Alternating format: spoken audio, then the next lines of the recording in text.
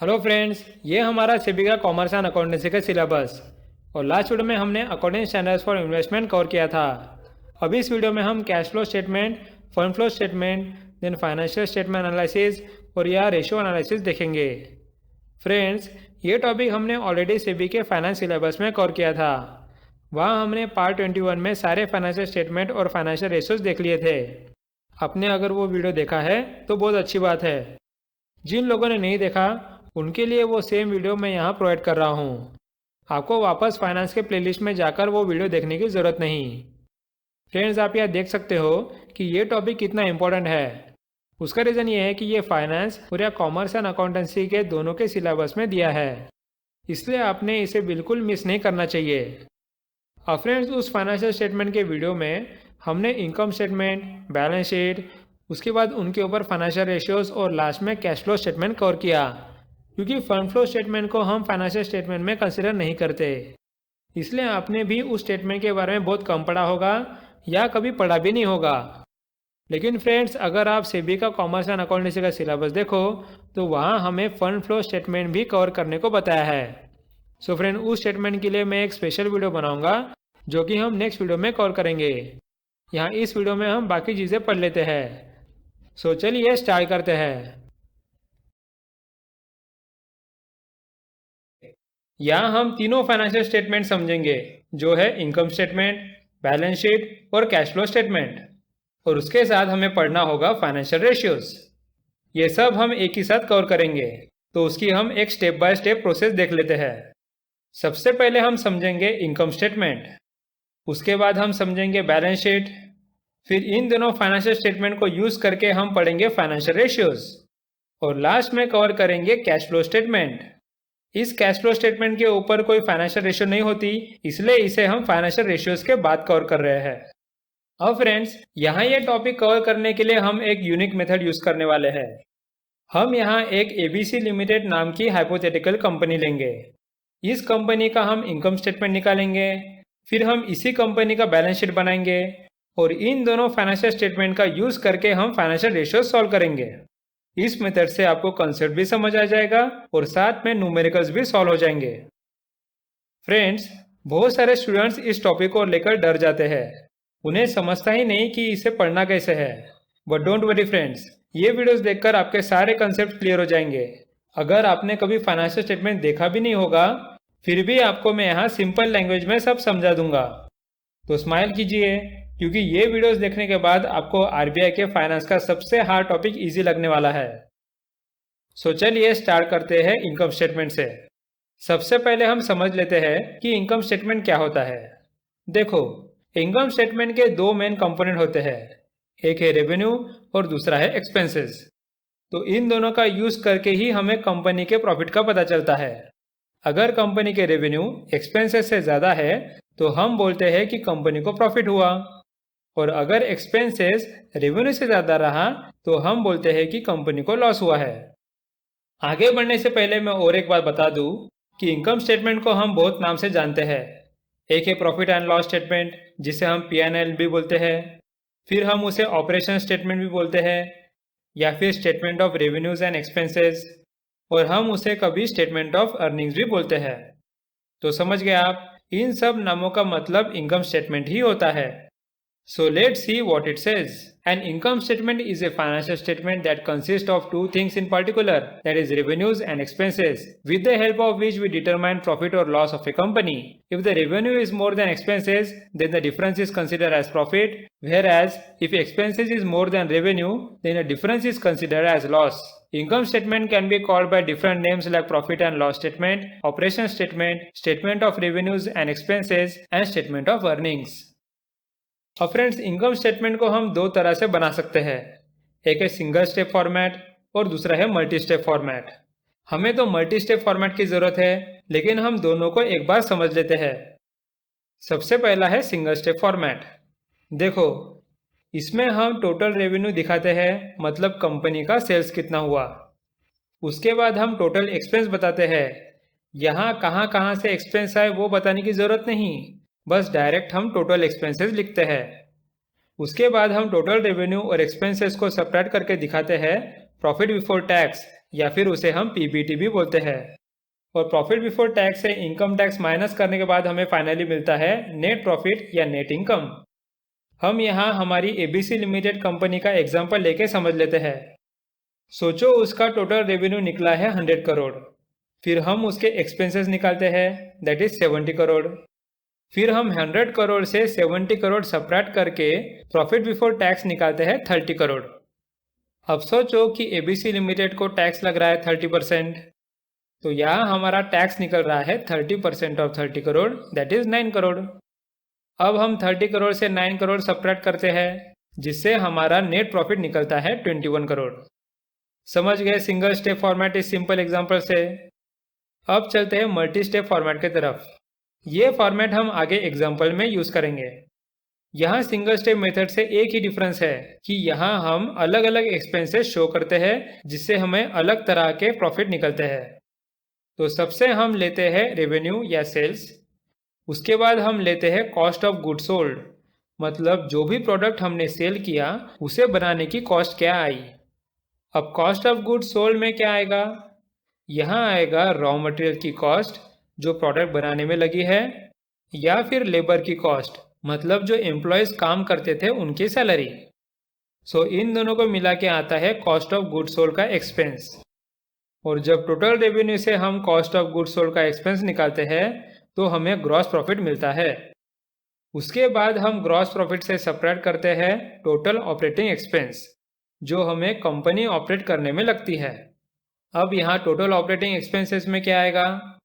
यहाँ प्रोडक्ट को सेल करने के लिए या कंपनी का एडमिनिस्ट्रेशन संभालने के लिए जो खर्चा आता है उसे हम selling, general and administrative expenses में लेंगे। और यहाँ कंपनी में जो मशीन्स ऑपरेट होते हैं या बिल्डिंग और कार्स यूज होते हैं, उनकी घिसाई होने की वजह से उनकी वैल्यू कम हो जाती है, तो उसे हम डिप्रिसिएशन एक्सपेंसेस में कैलकुलेट करते हैं। तो इस टोटल ऑपरेटिंग एक्सपेंसेस को सेपरेट करने के बाद हमें आता है ऑपरेटिंग प्रॉफिट।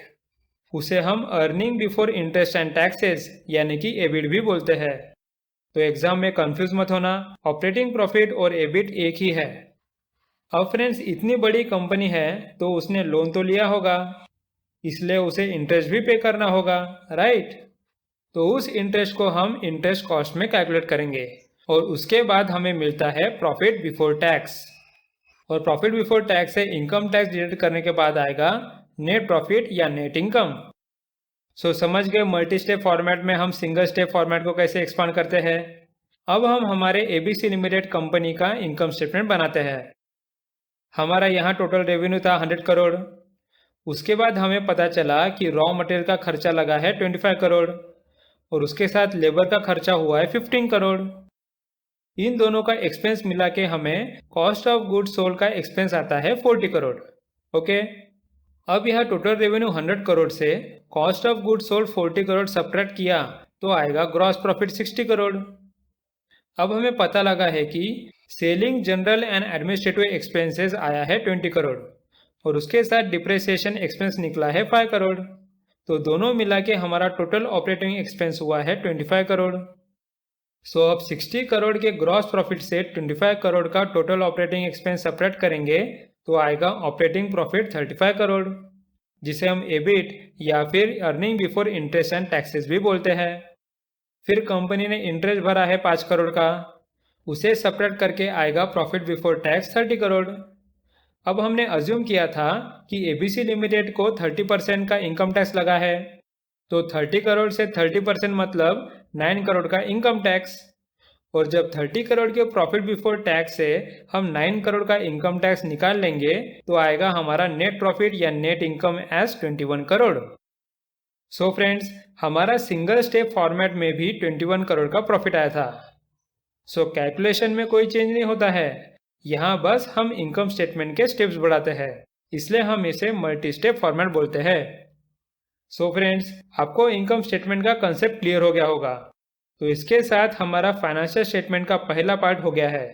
नेक्स्ट वीडियो में हम बैलेंस शीट देखेंगे। So thanks for watching and meet you in the next video.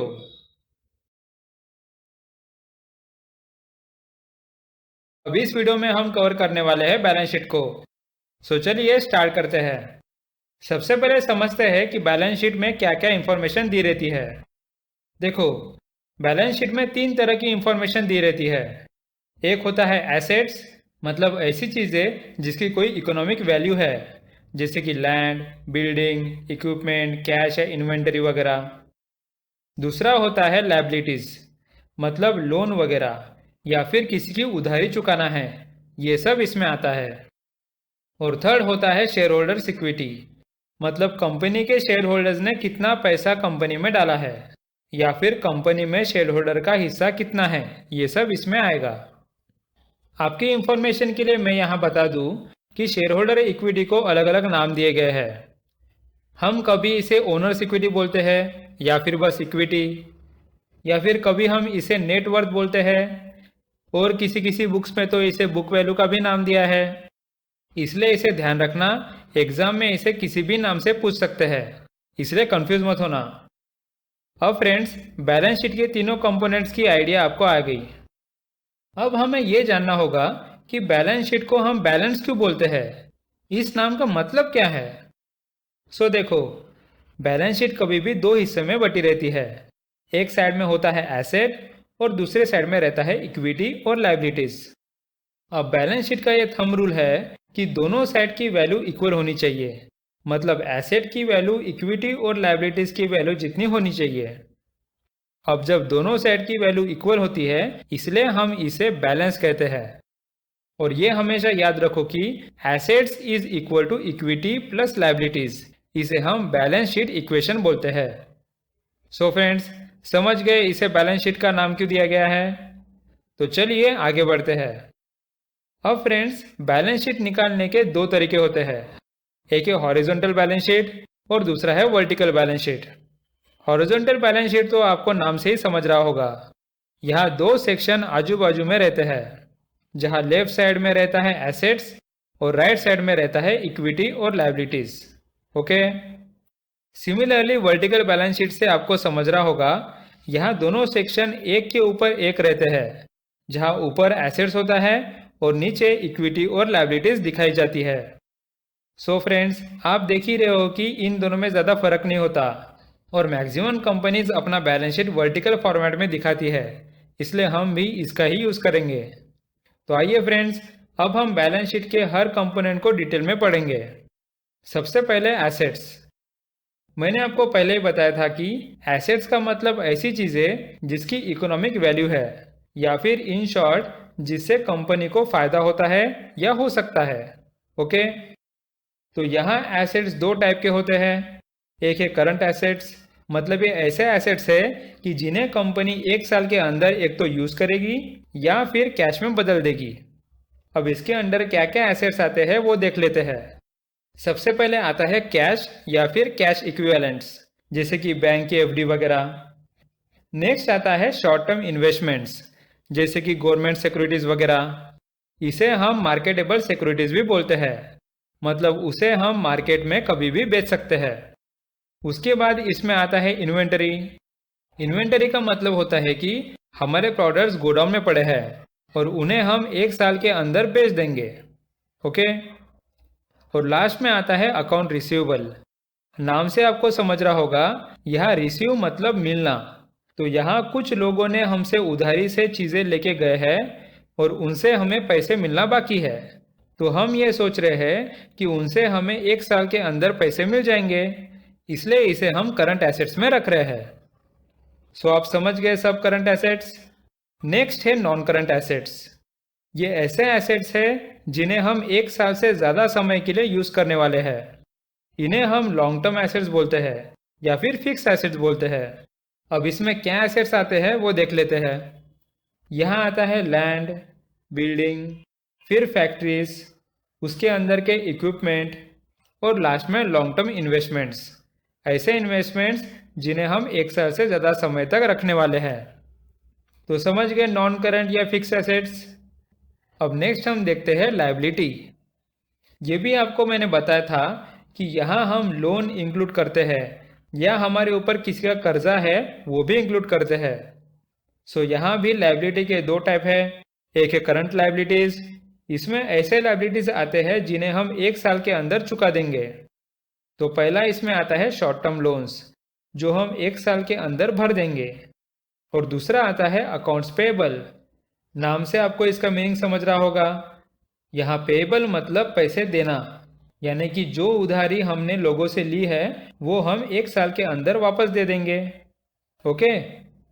और लायबिलिटी का दूसरा टाइप है नॉन करंट लायबिलिटीज। ये ऐसी लायबिलिटी रहती है जिन्हें हम 1 साल के बाद भी पे करते रहेंगे। इन्हें हम लॉन्ग टर्म लायबिलिटी भी बोलते हैं। और इसमें आता है लॉन्ग टर्म लोन्स, जो हम 1 साल के बाद भी चुकाते रहेंगे। सो आपको लायबिलिटी के दोनों टाइप समझ आ गए। अब हमारा बाकी है इक्विटी। लेकिन फ्रेंड्स, इक्विटी को समझने से पहले मैं आपको एक कंसेप्ट समझाना चाहता हूँ। वो है वर्किंग कैपिटल। मतलब ऐसे पैसे की बात हो रही है जिससे हम काम कर रहे हैं। देखो मैं समझाता हूँ। इसका फॉर्मूला है current assets minus current liabilities. अब यहाँ करंट एसेट मतलब ऐसे एसेट्स जिससे हमें 1 साल में पैसे आते हैं, और करंट लायबिलिटीज मतलब ऐसे लायबिलिटी जिससे हमारे पास से 1 साल में पैसे जाते हैं। तो फ्रेंड्स, 1 साल के पैसे आने और जाने का डिफरेंस का यूज करके ही तो हम 1 साल कंपनी चला रहे हैं या फिर कंपनी का काम हो रहा है, राइट? तो इसलिए इसी पैसों को हम वर्किंग कैपिटल बोलते हैं। समझ गए आप कंसेप्ट? अब हम चलते हैं इक्विटी के तरफ। अब फ्रेंड्स, इक्विटी का मतलब है शेयर होल्डर का पैसा। सबसे पहला आता है इक्विटी शेयर कैपिटल, मतलब शेयर होल्डर ने कंपनी के लिए कितना पैसा दिया है वो इसमें आएगा। और नेक्स्ट इसमें आता है रिटेन अर्निंग्स। अब फ्रेंड्स, रिटेन अर्निंग क्या होता है और हम इसे इक्विटी में क्यों रखते हैं वो समझ लेते हैं। देखो, आपको तो मैंने बता ही दिया था कि हम नेट प्रॉफिट कैसे निकालते हैं। अब ये पूरा नेट प्रॉफिट शेयर होल्डर को मिलना चाहिए। अब आप सोचेंगे कि शेयर होल्डर को क्यों? क्योंकि शेयर होल्डर ही तो कंपनी के ओनर हैं, राइट? लेकिन हम उन्हें पूरा अमाउंट नहीं देते। हम उन्हें प्रॉफिट से कुछ अमाउंट डिविडेंड के थ्रू देते हैं और बचा हुआ अमाउंट हम रिटेन अर्निंग्स में डालते हैं। अब रिटेन अर्निंग्स में क्यों रखते हैं? उसका रीज़न ये है कि इसी रिटेन अर्निंग का पैसा हम कंपनी ने लिए हुए लोन रिपे करने के लिए यूज़ करते हैं, या फिर हम उस कंपनी का बिजनेस एक्सपांड करने के लिए यूज़ करते हैं। तो फ्रेंड्स, चाहे हम रिटेन अर्निंग बाकी कामों के लिए यूज़ करते हैं, लेकिन ये पैसा है तो शेयर होल्डर्स का ही ना। तो इसीलिए हम इसे इक्विटी में रखते हैं। समझ रहे हो कंसेप्ट? फ्रेंड्स, हमने अब तक बैलेंस शीट के तीनों कंपोनेंट्स अच्छे से समझ लिए। अब आइए हम हमारे एबीसी लिमिटेड कंपनी का बैलेंस शीट बनाते हैं। यहाँ मैंने एसेट्स और इक्विटी एंड लायबिलिटीज के दोनों सेक्शन को वर्टिकल फॉर्मेट में रखा है। तो चलिए सबसे पहले एसेट्स स्टार्ट करते हैं। इसमें पहले लेते हैं नॉन करंट या फिर फिक्स एसेट्स, जो है 50 करोड़। इसमें लैंड एंड बिल्डिंग्स है 10 करोड़, मशीनरी है 5 करोड़, और लॉन्ग टर्म इन्वेस्टमेंट्स करके रखे हैं 35 करोड़ के। इन सबको मिला के हमारा नॉन करंट एसेट्स आता है 50 करोड़। नेक्स्ट है करंट एसेट्स, जो है 30 करोड़। इसमें है इन्वेंटरी 8 करोड़ का। उसके बाद इसमें आता है अकाउंट रिसीवेबल्स 5 करोड़ का। फिर कंपनी ने शॉर्ट टर्म इन्वेस्टमेंट में मार्केटेबल सिक्योरिटीज ली है 10 करोड़ के। और लास्ट में उसके पास कैश एंड कैश इक्विवेलेंट जैसे कि एफडी में पड़े हैं 7 करोड़। तो इन सबको मिला के करंट एसेट्स आता है 30 करोड़। अब हम दोनों करंट और नॉन करंट एसेट्स को मिला के बनाते हैं total assets, that is 80 crore. यहाँ तक क्लियर हो गया? अब हम इक्विटी और लायबिलिटीज को देखते हैं। इसमें सबसे पहले लेते हैं नॉन करंट लायबिलिटीज, जिसमें बस लॉन्ग टर्म लोन्स रहेगा, दैट इज 20 करोड़ का। नेक्स्ट देखते हैं करंट लायबिलिटीज, जो है 20 करोड़ का, जिसमें हमने लिया है अकाउंट्स पेएबल ऑफ 20 करोड़। अब यहाँ कंपनी ने कोई भी शॉर्ट टर्म लोन लिया नहीं है। नेक्स्ट आता है इक्विटी, जो है 40 करोड़, जिसमें सबसे पहले है इक्विटी शेयर कैपिटल। यहाँ हम अज्यूम कर रहे हैं कि कंपनी के इक्विटी शेयर्स है 19 लाख और वो शेयर होल्डर ने 100 रुपीज़ के इशू प्राइस में खरीदी है, तो इक्विटी कैपिटल आएगा 19 करोड़। उसके बाद हमने अर्निंग्स रिटेन किया है 15 करोड़ और उसी के साथ शेयर होल्डर्स को डिविडेंड दिया है 6 करोड़। फ्रेंड्स, अगर आप यहाँ ध्यान से देखो तो रिटेन अर्निंग्स और डिविडेंड को मिला के आता है 21 करोड़। और अगर आपको याद होगा कि इनकम स्टेटमेंट से हमारा नेट प्रॉफिट आया था 21 करोड़, तो इसी 21 करोड़ का हमने 6 करोड़ का डिविडेंड दिया है और 15 करोड़ रिटर्न किया है। समझ गए? सो अब टोटल इक्विटी और लायबिलिटीज आती है 80 करोड़, जो कि हमारा टोटल एसेट से इक्वल है। मतलब हमारा बैलेंस शीट बैलेंस्ड हो गया है। अब इसी में हमारे इंफॉर्मेशन के लिए और एक लाइन ऐड कर लेते हैं, जो है वर्किंग कैपिटल। मैंने बताया था कि ये current asset minus current liabilities होता है। मतलब वो आएगा 30 crore minus 20 crore, that is 10 crore. So friends, यहाँ हमने एबीसी कंपनी का बैलेंस शीट बना दिया है और इसके साथ हमने बैलेंस शीट के सारे कंसेप्ट क्लियर कर लिए। सो यहाँ फाइनेंशियल स्टेटमेंट में हमारा बैलेंस शीट कवर हो गया। नेक्स्ट वीडियो से हम फाइनेंशियल रेशियो स्टार्ट करेंगे। So thanks for watching and meet you in the next video. अब इस वीडियो में हम फाइनेंशियल रेशियोज कवर करेंगे। लेकिन फ्रेंड्स, फाइनेंशियल रेशियो स्टार्ट करने से पहले मैं बताना चाहूँगा कि जिन लोगों ने मेरा इनकम स्टेटमेंट और बैलेंस शीट का वीडियो नहीं देखा, वो प्लीज़ हमारे फाइनेंस कोर्स का पार्ट 53 और पार्ट 54 देख लीजिए। उसका रीज़न ये है कि उन दो वीडियोज़ में हमने एक हाइपोथेटिकल कंपनी का इनकम स्टेटमेंट और बैलेंस शीट निकाला है और इन्हीं दो स्टेटमेंट का यूज़ करके हम फाइनेंशियल रेशियोज निकालने वाले हैं। सो अगर आपने वो दो वीडियो देखे नहीं तो आपको ये वीडियो समझना हार्ड हो जाएगा। इसलिए इस वीडियो को अच्छे से समझने के लिए आप पार्ट 53 और पार्ट 54 देख लीजिए। तो चलिए अब स्टार्ट करते हैं फाइनेंशियल रेशियोज। अब फ्रेंड्स, फाइनेंशियल रेशियोज में हमें अलग अलग तरह के रेशियोज कवर करने होंगे। इसमें आते हैं लिक्विडिटी रेशियोज, फिर कैपिटल स्ट्रक्चर रेशियोज, उसके बाद coverage ratios, then turnover ratios और लास्ट में आता है प्रॉफिटेबिलिटी रेशियोज। सो फ्रेंड्स, इस वीडियो में हम पहले 4 तरह के रेशियोज कर लेंगे और नेक्स्ट वीडियो में हम प्रॉफिटेबिलिटी रेशियोज कवर करेंगे। ओके, तो चलिए स्टार्ट करते हैं लिक्विडिटी रेशियो से। इसमें सबसे पहले आएगा करंट रेशियो। यहाँ हम सिंपली देखते हैं कि कोई कंपनी अपने करंट एसेट का यूज करके करंट लायबिलिटीज चुका सकती है या नहीं। मतलब क्या करंट एसेट को हम पैसे में कन्वर्ट करके हमारे 1 साल के अंदर के शॉर्ट टर्म ऑब्लिगेशन पूरे कर सकते हैं। तो फ्रेंड्स, करंट रेशियो का फॉर्मूला बहुत सिंपल होता है, current assets divided by current liabilities. इसका मार्केट में आइडियल रेशियो होता है 2:1। समझ गए? So the current ratio is a liquidity ratio that measure a company's ability to pay short term obligations और those due within 1 year. The current ratio is called current because it incorporates all current assets and current liabilities. Ideal ratio is 2:1. अब आइए देखते हैं कि current assets और liability की value क्या है। आप यहाँ रेड एरो पर फोकस करो। यहाँ करंट एसेट है 30 करोड़ और करंट लायबिलिटीज है 20 करोड़।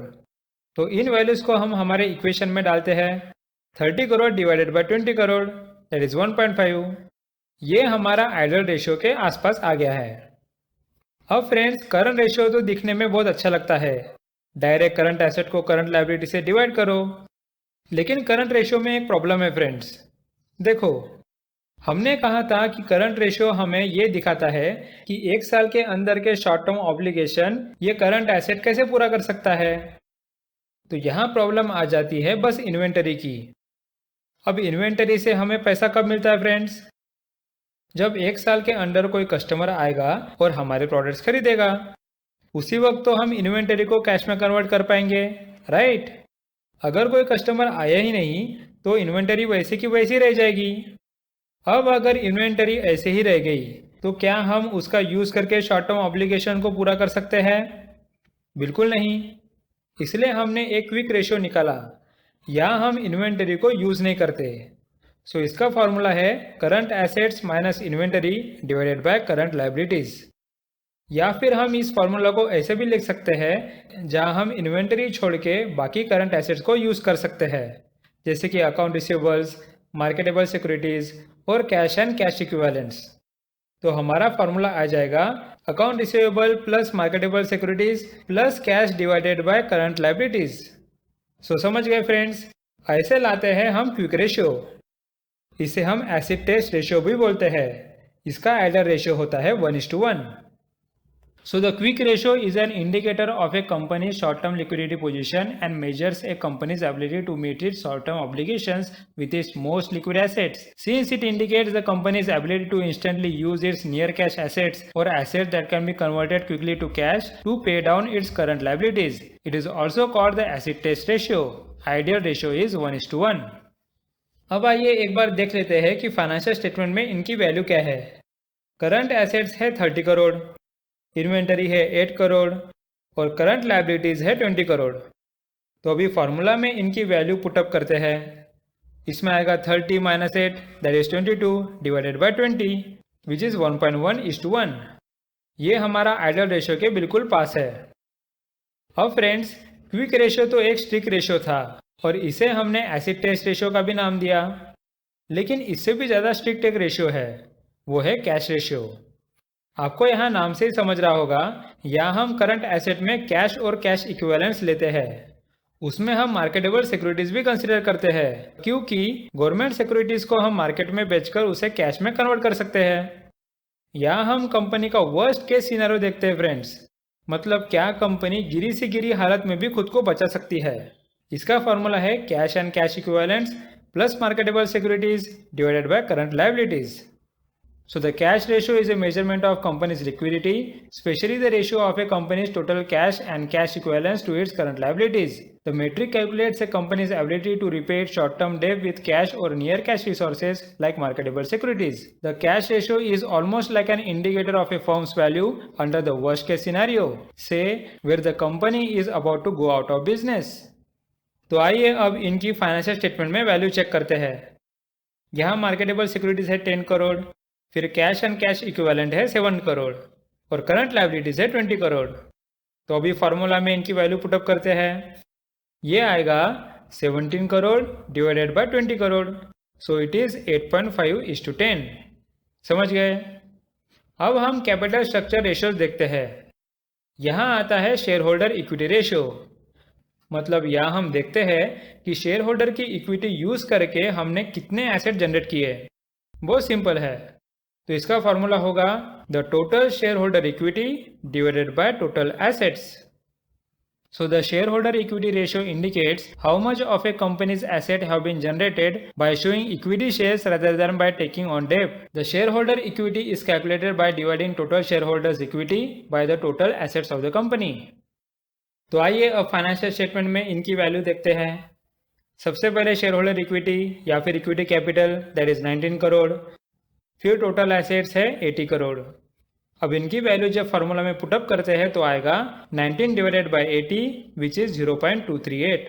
ओके, अब नेक्स्ट कैपिटल रेशियोज में हम देखेंगे डेप रेशियो या फिर जिसे हम बोलते हैं total debt to assets ratio. So पिछले रेशियो में हमने देखा था कि शेयर होल्डर का पैसा यूज करके हमने एसेट कितने निकाले। यहाँ हम देखेंगे कि डेप लेके हम कितने एसेट्स निकाल रहे हैं। फ्रेंड्स, यहाँ डेप का मतलब बस लोन नहीं है, बल्कि टोटल लायबिलिटीज है, जहाँ हम करंट और नॉन करंट दोनों लायबिलिटीज लेंगे। सो इसका फॉर्मूला आता है the total liabilities divided by total assets. So the term debt ratio refers to a financial ratio that measures the extent of a company's leverage. The debt ratio is defined as a ratio of total debt, that is liabilities, to total assets. A ratio greater than 1 shows that a considerable portion of a company's debt is funded by assets, which means the company has more liabilities than assets. A ratio below 1 means that a greater portion of a company's assets is funded by equity. अब इनकी values check करते हैं।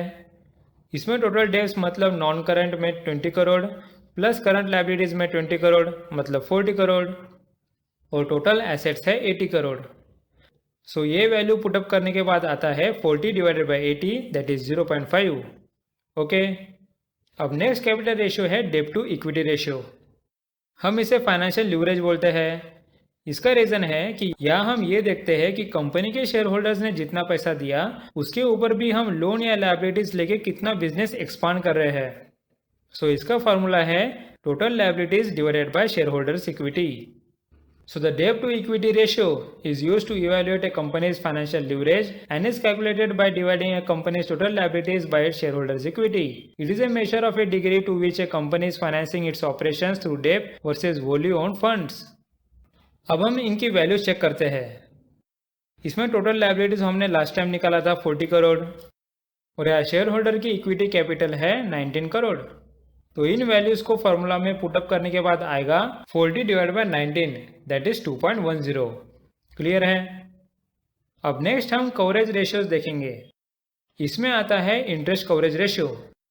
नाम से ही आप इसका meaning समझ रहे होगे कि क्या कंपनी इतना पैसा कमा लेती है कि इसके लोन पे इंटरेस्ट का पैसा भर पाए। ओके। और ये याद रखो कि हम यहाँ एबिट का यूज करते हैं, नेट प्रॉफिट का नहीं। इसका रीजन ये है कि हम इंटरेस्ट एबिट से यानी कि earning before interest and tax से ही डिडक्ट करते हैं, इसलिए हम यहाँ एबिट लेंगे। इसका फॉर्मूला है EBIT divided by interest expense, इसलिए हम इसे कभी कभी द टाइम्स इंटरेस्ट अर्न भी बोलते हैं, यानी कि कंपनी ने लोन के इंटरेस्ट के कितने गुना कमा लिया। समझ रहे हो। So the interest coverage ratio is used to determine how easily a company can pay interest on its outstanding debt. The interest coverage ratio is calculated by dividing a company's earning before interest and taxes by its interest expense during a given period. The interest coverage ratio is sometimes called the times interest earn ratio. अब हम इनकी values check कर लेते हैं। EBIT हमारा है 35 करोड़ और interest हमारा है 5 करोड़। अब फ्रेंड्स आप यहाँ चेक कर सकते हो कि हम हमारा इंटरेस्ट कॉस्ट एबिट से सेपरेट कर रहे हैं, इसलिए यहाँ हम एबिट लेते हैं, नेट प्रॉफिट नहीं। समझ आया। अब इन वैल्यूज को फॉर्मूला में पुटअप करते हैं। मतलब 35 डिवाइडेड बाय 5 दैट इज 7, मतलब हम इंटरेस्ट के 7 गुना कमा लेते हैं। ओके। सो फ्रेंड्स आपको इंटरेस्ट कवरेज रेशियो समझ गया, लेकिन फ्रेंड्स इसमें एक प्रॉब्लम है। ये रेशियो हमें कंपनी कितनी इजीली अपना लोन पे कर सकती है वो नहीं बता पाती। देखो आपको तो मालूम ही होगा कि लोन लेने के बाद बैंक को आपको ईएमआई पे करना पड़ता है। अब इस ईएमआई में 2 चीज़ें इंक्लूडेड रहते हैं, एक है इंटरेस्ट और दूसरा है प्रिंसिपल। अब फ्रेंड्स साल भर का इंटरेस्ट का कॉस्ट तो हमें मालूम हो गया है, दैट इज़ 5 करोड़। लेकिन क्या बस इंटरेस्ट पे करने से हम साल भर का ईएमआई पे कर पाएंगे? नहीं, राइट। हमें उसके साथ उसका प्रिंसिपल कंपोनेंट भी पे करना होगा, उसके बाद ही हम बैंक का साल भर का ईएमआई पे कर पाएंगे। तो जब हमने इंटरेस्ट कवरेज रेशियो देखा, वहाँ बस हमें ये पता चला कि क्या कंपनी बैंक के लोन का इंटरेस्ट पे कर सकती है या नहीं, लेकिन प्रिंसिपल को हमने ऐड नहीं किया था। इसलिए हम निकालते हैं डेब्ट सर्विस कवरेज रेशियो। यहाँ हम डेब्ट सर्विस करने के लिए कितने पैसे लगे यानी कि प्रिंसिपल और इंटरेस्ट दोनों का यूज करते हैं। तो यहाँ अज्यूम करते हैं कि प्रिंसिपल की अमाउंट आ रही है 10 करोड़, मतलब हमें पूरा डेब्ट सर्विस करने को लग रहा है 15 करोड़। समझ गए आप। सो डेब्ट सर्विस कवरेज रेशियो में हम इंटरेस्ट और प्रिंसिपल दोनों लेते हैं और हम यहाँ देखते हैं कि क्या कंपनी इतना कमा लेती है कि वो डेब्ट भर पाए। सो यहाँ रेशियो भी पिछले बार की तरह आता है एबिट डिवाइडेड बाय डेब्ट सर्विस। अब एबिट हमारा था 35 करोड़ और डेब्ट सर्विस हमने अभी निकाला था 15 करोड़, तो ये आता है 2.33। Okay. So let's see what it says. The डेब्ट service coverage ratio is A measurement of A firms available cash flow to पे करंट डेब्ट ऑब्लिगेशंस। डेब्ट service coverage ratio DSCR is equal to earnings available for debt service divided by interest and installments. It measures the ability to meet the commitment of various debt services like interest, installment, etc. Ideal ratio is 2. The DSCR shows investor whether a company has enough income to pay its debt. अब next है turnover ratios. ये बहुत simple है। इसमें सबसे पहले देखते हैं टोटल एसेट्स टर्नओवर रेशियो। इसमें यह कहा गया है कि हमारे टोटल एसेट का यूज करके हम साल में कितना रेवेन्यू जनरेट कर पा रहे हैं। इससे हमें समझ आ जाता है कि हमारे टोटल एसेट का हम ठीक से यूज कर रहे हैं कि नहीं। तो यहाँ इसका फॉर्मूला सिंपल है, sales divided by total assets. So the asset turnover ratio measures the value of company's sales or revenue related to value of its assets. The asset turnover ratio can be used as an indicator of the efficiency with which a company is using its asset to generate revenue. It is a measure of total asset utilization. It helps to answer what sales are generated by each rupees worth of assets invested in the business. अब हम इनकी values देखते हैं। यहाँ revenue है 100 करोड़ और total assets है 80 करोड़। सो इन values को फॉर्मूला में पुटअप करके आते हैं 100 divided by 80 that is 1.25। Okay. Next ratio भी यहाँ सिमिलर है, ये है फिक्स एसेट टर्नओवर रेशियो। तो इसका ये मतलब है कि फिक्स एसेट का यूज़ करके हम साल में कितना रेवेन्यू जनरेट कर पा रहे हैं। इससे हमें समझ जाता है कि फिक्स एसेट को हम ठीक से यूज़ कर रहे हैं या नहीं। यहाँ आपको मैंने बताया था कि फिक्स एसेट का मतलब नॉन करंट एसेट होता है, जिसमें आता है बिल्डिंग, फैक्ट्रीज, इक्विपमेंट वगैरह। और इसका फॉर्मूला भी सिमिलर है, sales by fixed assets. So the fixed asset turnover ratio is in general used by analysts to measure the operating performance. This efficiency ratio compares the net sales to fixed assets and measure a company's ability to generate net sales from its fixed asset investments, namely property, plant and equipment. अब हम इनकी values देख लेते हैं। यहाँ sales है 100 करोड़ और fix assets है 50 करोड़। और जब ये वैल्यूज को फॉर्मूला में लगाएंगे तो आएगा 100 crore divided by 50 crore, that is 2। Okay, अब हमारा टोटल एसेट हो गया, फिक्स एसेट भी हो गया। नेक्स्ट हम शेयर होल्डर इक्विटी पे रेशो ले लेते हैं। इसे हम कहते हैं कैपिटल टर्नओवर रेशो या फिर इक्विटी टर्नओवर रेशो। इसका मतलब आपको तो समझ ही रहा होगा कि शेयर होल्डर के इक्विटी का पैसा यूज करके हम कितना रेवेन्यू निकाल सकते हैं। इससे हमें समझ आ जाता है कि इक्विटी का पैसा हम ठीक से यूज कर रहे हैं या नहीं। इसका फॉर्मूला है sales by shareholders equity. Simple है। सो द कैपिटल और equity turnover compares the annual sales of a business to the total amount of stockholders equity. The intent is to measure the proportion of revenue that a company can generate with a given amount of equity. It is also a general measure of the level of equity investment needed in specific industry in order to generate sales. अब चलिए इसके value देखते हैं। Sales है 100 करोड़ और share holder equity मतलब equity capital है 19 करोड़। तो इसकी वैल्यू जब हम फार्मूला में पुटअप करते हैं तो आएगा 100 crore by 19 crore, that is 5.26। समझ गए कंसेप्ट? सो फ्रेंड्स, यहाँ हमारा टर्नओवर रेशियोज कवर हो गया और उसी के साथ हमारे चारों रेशियोज कवर हो गए।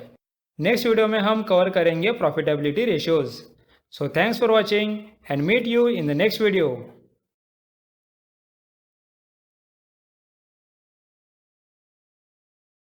अब इस वीडियो में हम प्रॉफिटेबिलिटी रेशियोज देखेंगे। तो चलिए स्टार्ट करते हैं प्रॉफिटेबिलिटी रेशियोज से। सबसे पहला है ग्रॉस प्रॉफिट रेशियो। आपको तो मालूम होगा कि ग्रॉस प्रॉफिट हम सेल्स या रेवेन्यू से cost of goods sold separate करके निकालते हैं। तो हम इस रेशियो में ये देखते हैं कि हर सेल के ऊपर हमें ग्रॉस प्रॉफिट कितना मिल रहा है। सो यहाँ ग्रॉस प्रॉफिट का फॉर्मूला सिंपल है, gross profit divided by sales. So, gross profit margin is a metric analysts use to assess a company's financial health by calculating the amount of money left over from product sales after subtracting the cost of goods sold. This ratio tells us how much sales or revenue is required for gaining particular gross profit. अब हमें gross profit और sales की value देखनी है, तो आइए financial statement में देखते हैं। सो यहाँ टोटल रेवेन्यू या सेल्स है 100 करोड़ और ग्रॉस प्रॉफिट आ रहा है 60 करोड़। तो इन वैल्यूज को रेशियो में डालते हैं। ये आएगा 60 divided by 100, that is 0.6। Clear हो गया। अब हम एक सिमिलर रेशियो देखते हैं which is operating profit ratio. ये भी सिंपल है। यहाँ हम ये देखते हैं कि हर सेल के ऊपर हमें ऑपरेटिंग प्रॉफिट कितना आ रहा है। तो इसका फॉर्मूला आएगा operating profit divided by sales. So, the operating margin measures how much profit a company makes on a dollar of sales after paying for variable cost of production such as wages and raw materials but before paying interest or tax. It is calculated by dividing a company's operating income by its net sales. अब हमें operating profit और sales की value निकालना है। तो चलिए financial statement की तरफ। यहाँ हमारा टोटल सेल्स है 100 करोड़ और ऑपरेटिंग प्रॉफिट है 35 करोड़। सो जब इन्हें हम फॉर्मूला में पुटअप करते हैं तो आएगा 35 divided bye 100, that is 0.35। Okay, अब हम अगला प्रॉफिटेबिलिटी रेशियो देखते हैं जो कि सिमिलर है, that is net profit ratio. यहाँ भी हमें बाकी प्रॉफिटेबिलिटी रेशियो से ये पता लगता है कि हर सेल के ऊपर हमें कितना नेट प्रॉफिट मिल रहा है। तो इसका फॉर्मूला है net profit divided by sales. So the net profit margin or simply net margin measures how much net income or profit is generated as a percentage of revenue. It is a ratio of net profit to revenues for a company or business segment. अब यहाँ हमें net profit और sales की value जाननी है। तो चलिए हमारे फाइनेंशियल स्टेटमेंट की तरफ। यहाँ सेल्स है 100 करोड़ और नेट प्रॉफिट है 21 करोड़। सो इन वैल्यूज़ को हमारे फार्मूला में पुटअप करते हैं तो आएगा 21 crore divided by 100, that is 0.21। ये क्लियर हो गया। अब आगे हम ऐसे प्रॉफिटेबिलिटी रेशियोज देखेंगे जो हमें ये बताते हैं कि हमारे एसेट्स और इन्वेस्टमेंट पे रिटर्न कितना आएगा। तो इसमें सबसे पहला है return on assets ratio, that is ROA। ये रेशियो हमें बताता है कि एसेट्स का यूज़ करके हमने कितना नेट प्रॉफिट जनरेट किया। तो अब इसका फॉर्मूला सिंपल है, net profit divided by total assets. So the term return on assets ROA refers to a financial ratio that indicates how profitable a company is in relation to its total assets. So अब हमें net profit और total assets की value जाननी है। तो चलिए हमारे financial statement की तरफ। यहाँ हमारा नेट प्रॉफिट है 21 करोड़ और टोटल एसेट्स है 80 करोड़। सो जब हम ये वैल्यूज फार्मूला में डालेंगे तो आएगा 21 डिवाइडेड बाय 80, दैट इज 0.2625। अब हम नेक्स्ट रेशियो देखते हैं जो है रिटर्न ऑन कैपिटल एम्प्लॉयड। यहाँ हम इसकी प्री टैक्स वैल्यू निकालेंगे। इस रेशियो से हमें मालूम होता है कि हमने जितना पैसा कंपनी में इन्वेस्ट किया उसके ऊपर रिटर्न कितना आया। सो फ्रेंड्स, हम कहाँ से पैसा इन्वेस्ट करते हैं कंपनी में? एक तो इक्विटी जो हमें शेयर होल्डर से मिलती है और दूसरा है लोन जो हमें बैंक से मिलता है। तो इसका फॉर्मूला है EBIT divided by capital employed. अब फ्रेंड्स, हमने यहाँ नेट प्रॉफिट की जगह एबिट क्यों लिया? क्योंकि हमारा लोन का इंटरेस्ट एबिट से ही डिडक्ट होता है। सो अगर हमें लोन पे कितना रिटर्न आया वो देखना है तो फिर एबिट लेना पड़ेगा, that is earnings before interest and taxes, net profit नहीं।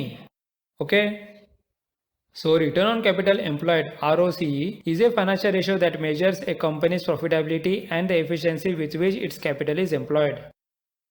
अब फ्रेंड्स, हमें यहाँ एबिट और लोन और इक्विटी की वैल्यू चेक करनी पड़ेगी। तो देखते हैं हमारे फाइनेंशियल स्टेटमेंट्स में। यहाँ एबिट है 35 crore, then long term loans है 20 करोड़ और इक्विटी है 19 करोड़। तो जब हम ये वैल्यूज फार्मूला में डालेंगे तो आएगा 35 divided by 39, that is 0.89। Okay, अब हमने pre tax return on capital employed की वैल्यू निकाल दी। अब हम post tax return on capital employed की वैल्यू निकालते हैं। इसका भी फॉर्मूला सिमिलर है, that is EBIT divided by capital employed. लेकिन ये पोस्ट टैक्स होने की वजह से हम यहाँ एबिट को 1 - t से मल्टीप्लाई करेंगे। यहाँ t का मतलब है टैक्स रेट और हम यहाँ अज्यूम करते हैं कि टैक्स रेट 30% है। तो ये आएगा 35 into 0.7 divided by 39 crore, that is 0.63। Okay, अब कुछ स्टूडेंट्स यहाँ एक चीज़ में कंफ्यूज हो सकते हैं, इसलिए मैं उसे क्लियर कर देता हूँ। लास्ट वीडियो में हमने टर्नओवर रेशियोज में कैपिटल टर्नओवर रेशियो देखा था जिसका फॉर्मूला था sales divided by stock holders equity. अभी हम प्रॉफिटेबिलिटी रेशियोज में देख रहे हैं रिटर्न ऑन कैपिटल एम्प्लॉयड जिसका फॉर्मूला है EBIT divided by capital employed. अब यहाँ ध्यान दो, कैपिटल टर्नओवर में हमने बस इक्विटी लिया है और कैपिटल एम्प्लॉयड में हमने इक्विटी और लोन दोनों लिया है।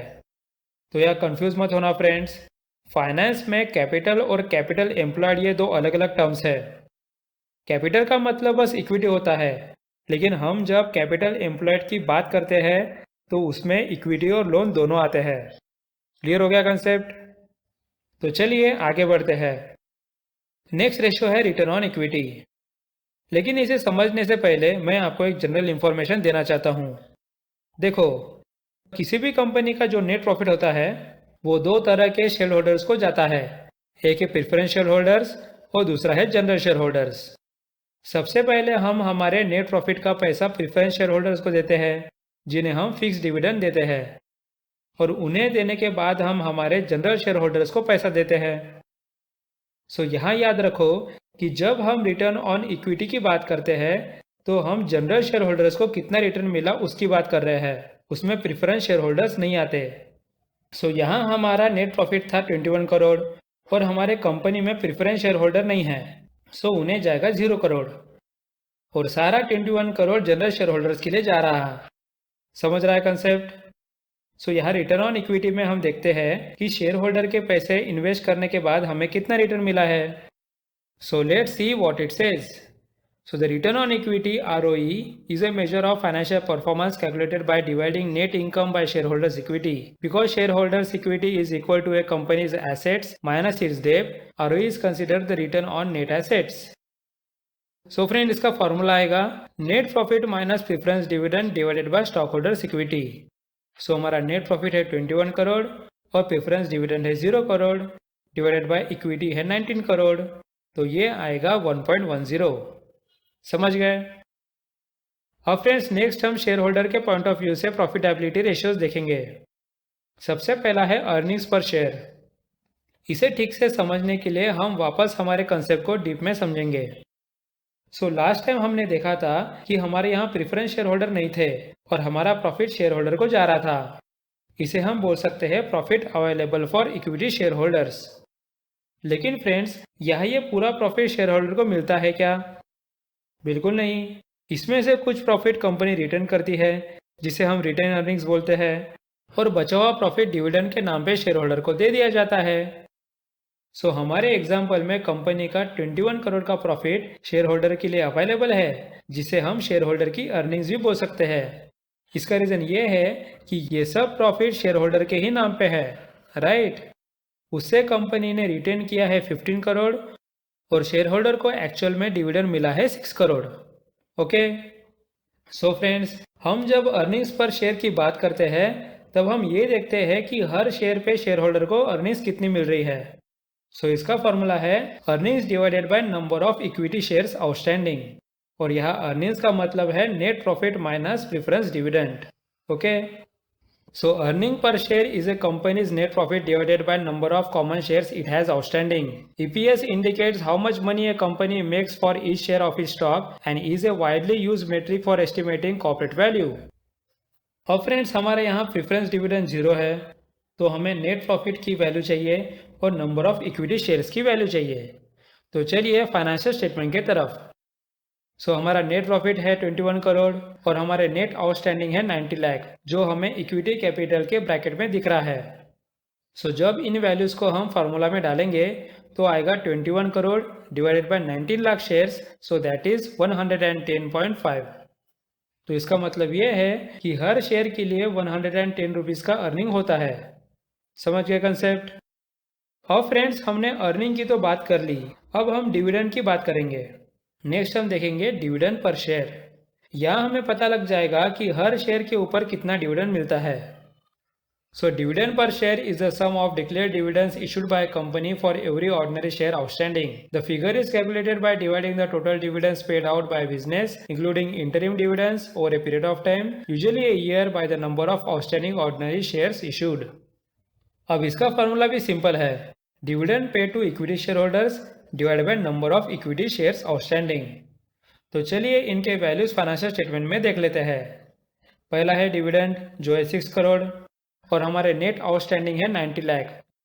जब ये वैल्यूज हम फार्मूला में पुटअप करेंगे तो आएगा 6 crore divided by 19 lakh, that is 31.58। Okay, अब फ्रेंड्स नेक्स्ट हम कंसेप्ट देखने वाले हैं डिविडेंड पे आउट। इसे हम डिविडेंड पर शेयर और अर्निंग पर शेयर यूज करके निकालते हैं। इसका फॉर्मूला सिंपल है, dividend per share divided by earnings per share. अब हमारे पास डिविडेंड पर शेयर का फॉर्मूला है dividend pay to equity share holders divided by number of equity shares outstanding. उसके बाद ये टर्म हम डिवाइड करते हैं अर्निंग्स पर शेयर से, जिसका फॉर्मूला है net profit minus preference dividend divided by number of equity shares outstanding. अब जब हम डिवीजन को मल्टीप्लिकेशन में चेंज करेंगे तो सेकंड टर्म में डिनोमिनेटर न्यूमरेटर में चेंज हो जाएगा और न्यूमरेटर डिनोमिनेटर में, तो वो आएगा number of equity shares outstanding divided by net profit minus preference dividend.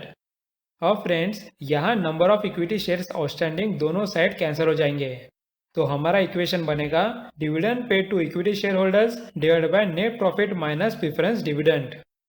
यहाँ हम ये देखते हैं कि जितनी इक्विटी शेयर होल्डर की अर्निंग हुई उस पर उन्हें डिविडेंड कितना मिला। हमने जब कंसेप्ट क्लियर किया था तब हमने देखा था कि शेयर होल्डर्स को अर्निंग तो 21 करोड़ आ रही थी, लेकिन उन्हें डिविडेंड मिल रहा था बस 6 करोड़ का। तो यही हम डिविडेंड पे आउट रेशियो में कैलकुलेट करते हैं कि अर्निंग्स में से एक्चुअली डिविडेंड मिला कितना। आपको कंसेप्ट क्लियर हो गया? Let's see what it says. The dividend payout ratio is the ratio of the total amount of dividends paid out to shareholders relative to the net income of the company. The amount that is not paid to shareholders is retained by the company to pay off debt or to reinvest in core operations. अब formula में dividend मिला है 6 करोड़ और earning 21 crore, तो 6 divided by 21 that is 0.286 या फिर 28.6%। मतलब actual earning से बस 28.6% ही डिविडेंड हमें मिलता है। और फ्रेंड्स, हमारा आखिरी प्रॉफिटेबिलिटी रेशियो जो हम इन्वेस्टर पॉइंट ऑफ व्यू से देखेंगे वो है प्राइस अर्निंग पर शेयर और पीई रेशियो। इसका मतलब ये है कि इन्वेस्टर को अगर 1 रुपीस की अर्निंग चाहिए तो उन्हें मार्केट में शेयर की प्राइस कितनी पे करनी पड़ रही है। तो इसका फॉर्मूला आता है मार्केट प्राइस पर share divided by earnings per share. So the price to earning ratio is a ratio for valuing a company that measures its current share price relative to its earning per share. The price to earnings ratio is also sometimes known as the price multiple or the earnings multiple. A high P by E ratio could mean that a company stock is overvalued or else that investors are expecting high growth rates in the future. और friends, हम assume करते हैं कि market में share की price है 500 और हमने अर्निंग्स पर शेयर निकाला था 110.5, तो ये आता है 4.52। सो फ्रेंड्स, इस तरह हमारे फाइनेंशियल रेशियोज में सारे रेशियोज कवर हो गए। नेक्स्ट वीडियो में हम फाइनेंशियल स्टेटमेंट में कवर करेंगे कैश फ्लो स्टेटमेंट को। So thanks for watching and meet you in the next video.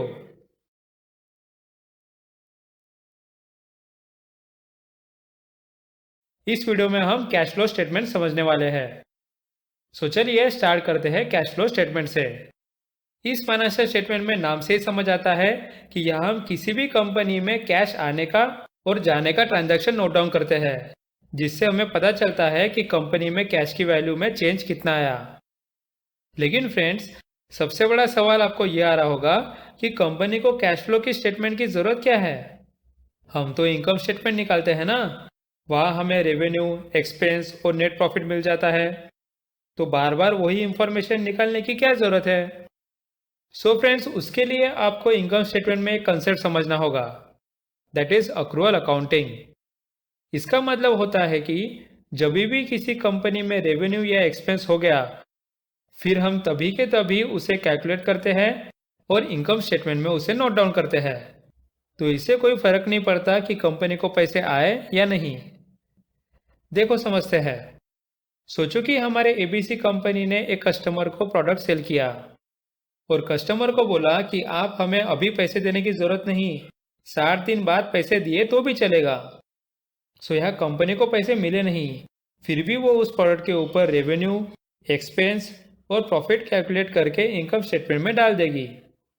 सो समझ गए, इसे हम कहते हैं एक्रूअल अकाउंटिंग। तो फ्रेंड्स, यहाँ कंपनी को प्रॉफिट हुआ मतलब ये नहीं कि उसे कैश मिली। ओके, अब हम देखते हैं कि कैश का कंपनी को इम्पोर्टेंस क्या रहता है। सो कंपनी को कैश की बहुत ज़रूरत पड़ती है फ्रेंड्स, जैसे कि एम्प्लॉय को सैलरी देना, लोन का इंटरेस्ट पे करना या डे टू डे एक्सपेंस करना। इन सब चीज़ों के लिए कंपनी कैश का यूज़ करती है।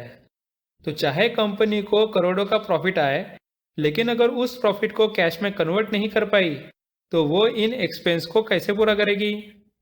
तो इसीलिए इनकम स्टेटमेंट होने के बावजूद हम कैश फ्लो स्टेटमेंट निकालते हैं।